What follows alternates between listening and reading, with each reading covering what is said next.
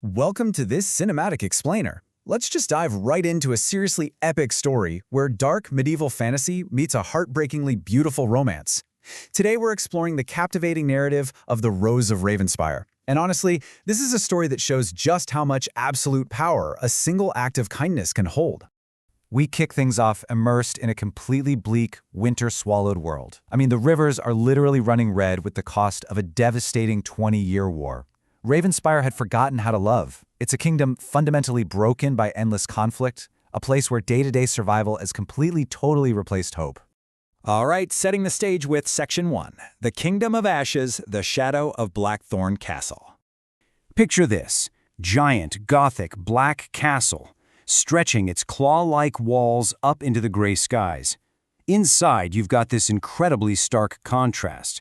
On one hand, there's the cruel King Aldric, who demands constant bloodshed from his Iron Throne and rules purely through absolute fear. But then, on the other hand, you have his daughter, Princess Eveline.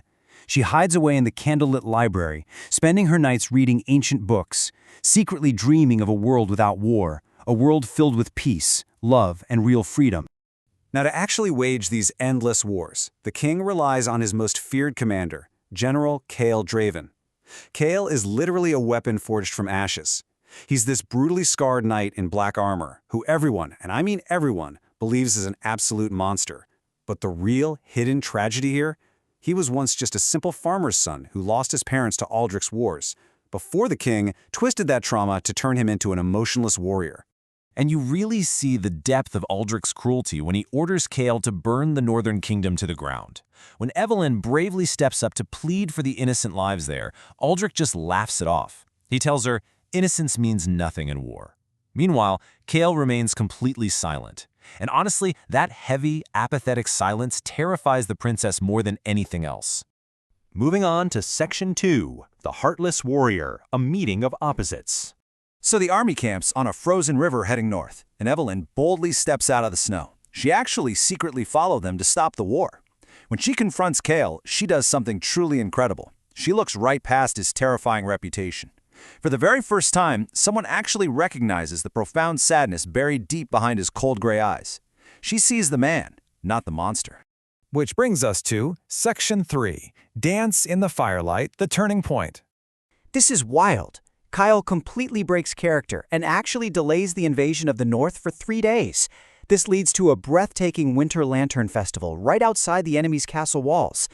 Pushed together by an old village woman, the hardened warrior and the gentle princess share this magical dance in the firelight. For just a few minutes, the brutal reality of the war disappears, and Kyle admits a deeply vulnerable truth: "You make me remember who I used to be." Later that night, beside the bonfire, Eveline reveals the secret of her silver mask. It hides a portrait of her late mother. She shares her mother's guiding philosophy with him: kindness is the greatest form of courage. Think about that. It takes incredible bravery to choose softness in such a harsh world. And it is the exact opposite of King Aldric, who always called her mother weak for having compassion. But, this fragile romance is violently interrupted. Out of nowhere, arrows suddenly rain down from the darkness. King Aldric, furious at the delay, sent reinforcements to ambush the peaceful festival. In the terrifying chaos, a soldier aims directly at Eveline. Without even a second thought, Kyle sacrifices himself, leaping forward to take a fatal arrow meant for the princess. Let's look at Section 4, Love Born in War, The Hidden Cabin. Eveline somehow manages to drag the dying general deep into the foggy, snow-covered forest to a hidden cabin. Tracking his recovery over those crucial days reveals a profound thematic shift. Day 1 brings these awful, feverish nightmares of his past. By day 3, he finally opens his eyes. And as the days pass, he's doing simple everyday things: chopping wood, cooking meals. We're literally watching him transition from a weapon of war back into a normal, peaceful man. Sitting beneath the stars one quiet evening, Eveline asks the profound question that changes everything. If this war ended, what would you want? It's such a simple question, but it completely shatters the very last of Cale's emotional armor. And his response? It is just incredibly moving. He says, "A quiet life, and you beside me." Cal confesses that he actually fell in love with her way back at that frozen river. This tender, honest admission leads to their first kiss, perfectly timed as spring finally begins to thaw the winter snow outside their cabin. That leads us right into Section 5, The War for Love, A Rebellion Ignites. Of course, that hard-won peace doesn't last. King Aldrich discovers the betrayal and sends thousands of soldiers, including Cale's former best friend Captain Rowan, to hunt them down. Cornered on a moonlit battlefield, Eveline takes up a fallen sword to fight alongside Cale. They realize true freedom requires action. They can't just hide. They have to stop running, rally the hopeless villagers, and return to Ravenspire to destroy the source of their kingdom's pain once and for all.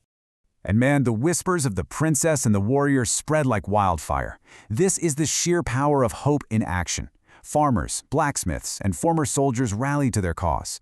Cale has completely transformed from a feared weapon of the state into a true leader, proving that vulnerability and purpose inspire far, far more loyalty than terror ever could.